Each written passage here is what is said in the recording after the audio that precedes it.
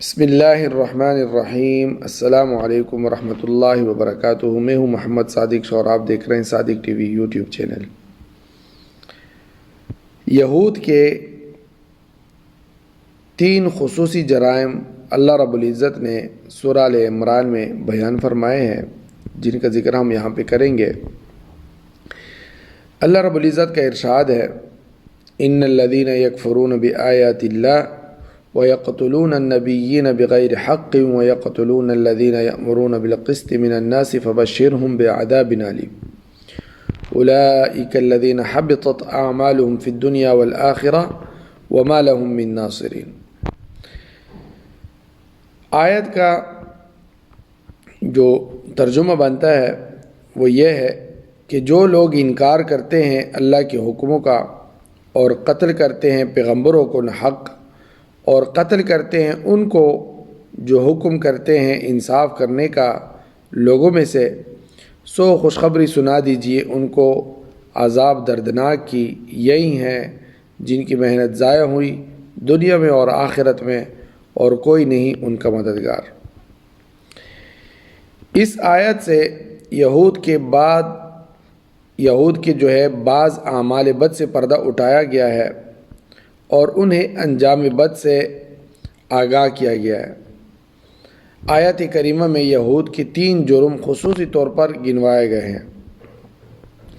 سب سے پہلا جرم جو ہے وہ ہے یکفرون بآیات اللہ، احکام الہی کا انکار، شرک میں مبتلا ہو جانا، بچڑے کو معبود بنا لینا، حضرت موسیٰ علیہ السلام پر اترنے والے احکام کا انکار کرنا، اور براہ راست اللہ تعالیٰ سے ملنے کا اصرار کرنا، حضرت عیسیٰ علیہ السلام پر ایمان لانے کے بجائے انہیں مطعون کرنا، ان کے قتل کے درپے ہونا۔ بعثت نبوی محمد صلی اللہ علیہ وسلم کے بعد آپ کی رسالت پر ایمان نہ لانا بھی حکم الہی کا انکار ہے۔ اللہ تعالیٰ کے کسی ایک حکم کا انکار گویا تمام احکام کا انکار ہے، اور یہ کفر ہے۔ دوسری چیز جو اللہ رب العزت نے خصوصیت کے ساتھ ذکر فرمائی آیت کریمہ میں، وہ ہے وَيَقْتُلُونَ النَّبِيِّينَ، انبیاء علیہم السلام کا قتل۔ انبیاء علیہم السلام کا قتل یہودیوں کا وتیرہ رہا ہے، یہ ان کا مشغلہ رہا ہے۔ حضرت زکریا علیہ السلام، حضرت یحییٰ علیہ السلام ان کی درندگیوں کا نشانہ بنے۔ ابن جریر اپنی تفسیر جامع البیان میں اپنے سند کے ساتھ روایت کرتے ہیں کہ حضرت ابو عبیدہ ابن جراح رضی اللہ تعالیٰ عنہ بیان کرتے ہیں کہ میں نے برگاہ نبوی میں عرض کیا، یا رسول اللہ، قیامت کے دن سب سے زیادہ عذاب کن لوگوں پر ہوگا؟ آپ صلی اللہ علیہ وسلم نے فرمایا، جس شخص نے کسی نبی کو قتل کیا، یا نیکی کا حکم دینے والے اور برائی سے روکنے والے شخص کو قتل کیا۔ پھر آپ صلی اللہ علیہ وسلم نے یہ آیت تلاوت فرمائی، ان الذین یکفرون بآیات اللہ ویقتلون النبیین بغیر حق ویقتلون الذین یأمرون بالقسط من الناس فبشرهم بعذاب علیم۔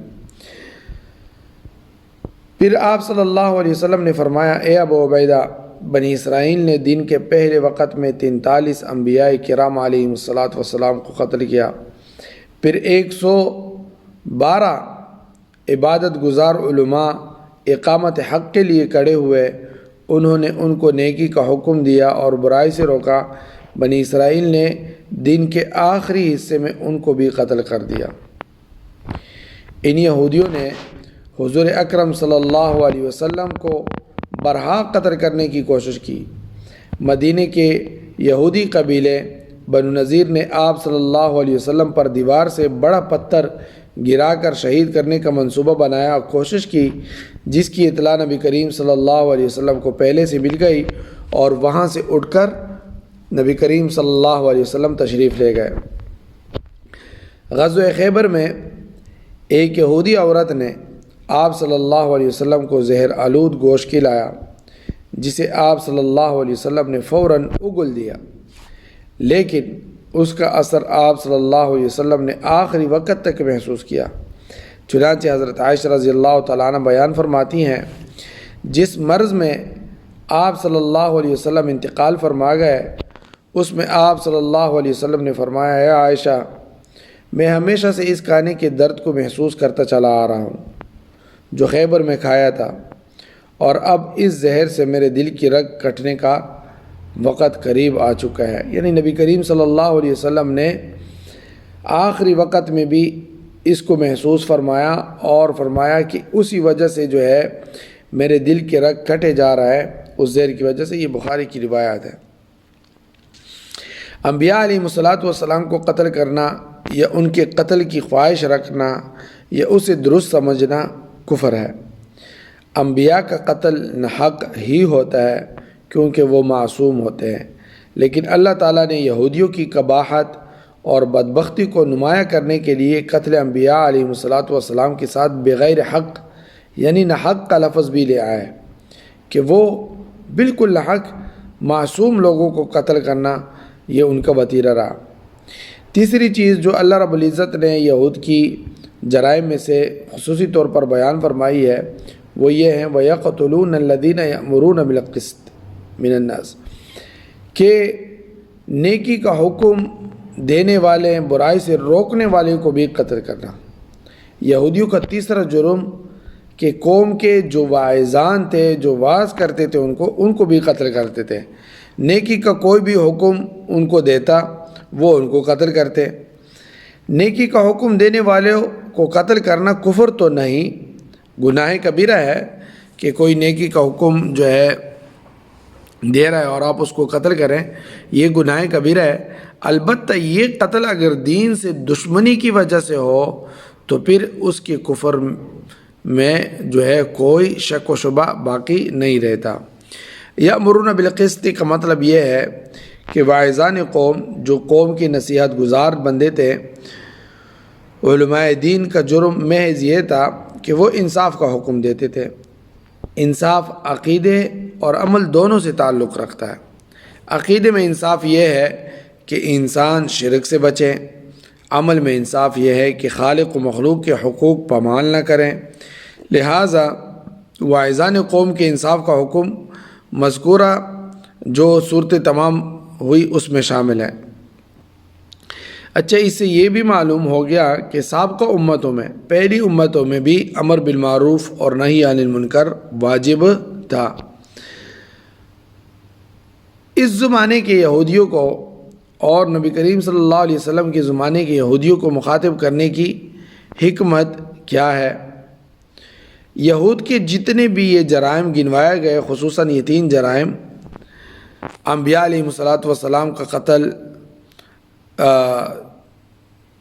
ہے، وہ جرم ہے۔ زمانہ حال کے یہودیوں سے تو یہ سرزد نہیں ہوا، یعنی اس زمانے کے جو یہودی ہے کہ نبی کریم صلی اللہ علیہ وسلم کے زمانے سے لے کر آج تک، یہ تو ان سے سرزد نہیں ہوا، بلکہ ان کے آباء و اجداد کا یہ جرم ہے۔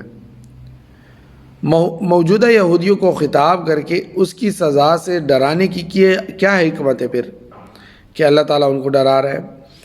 اس میں کوئی شک نہیں کہ حال کے اور اس زمانے کے جو یہودی ہیں انہوں نے تو اس جرم کا ارتکاب نہیں کیا، لیکن یہ اپنے آباء و اجداد کے اس کفریہ فعل پر راضی تھے اور ان کے اس عمل کو درست سمجھتے تھے، اور کسی کفر کے عمل پر راضی رہنا اور اسے درست سمجھنا بھی کفر ہے۔